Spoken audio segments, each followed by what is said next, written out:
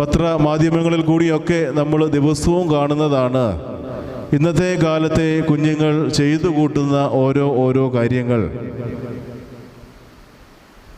വിശുദ്ധമായിരിക്കുന്ന നോമ്പിൽ കൂടി നാം കടന്നു പോകുമ്പോൾ ക്രിസ്തുവിനെ മറ്റുള്ളവർക്ക് എങ്ങനെ കാണിച്ചു കൊടുക്കാം എന്നതാണ് നമ്മുടെ ഹൃദയത്തിൽ ഉറവിടേണ്ട വലിയ ഒരു നീരുറവ എന്ന് പറയുന്നത്. എൻ്റെ ഹൃദയത്തിൽ ക്രിസ്തു സത്യമായും ഉണ്ടോ എന്ന് നാം ചിന്തിക്കണം. പിതാക്കന്മാർ നമ്മളെ ഓർമ്മിപ്പിക്കുന്നുണ്ട്, മനുഷ്യനെ സ്നേഹിക്കുമ്പോഴാണ് അവിടെ ആര് ജനിക്കുന്നത്? ക്രിസ്തു ജനിക്കുന്നത്. നേരെ മറിച്ച് മനുഷ്യനെ വിദ്വേഷിക്കുമ്പോൾ അവിടെ ആരാണ് ജനിക്കുന്നത്?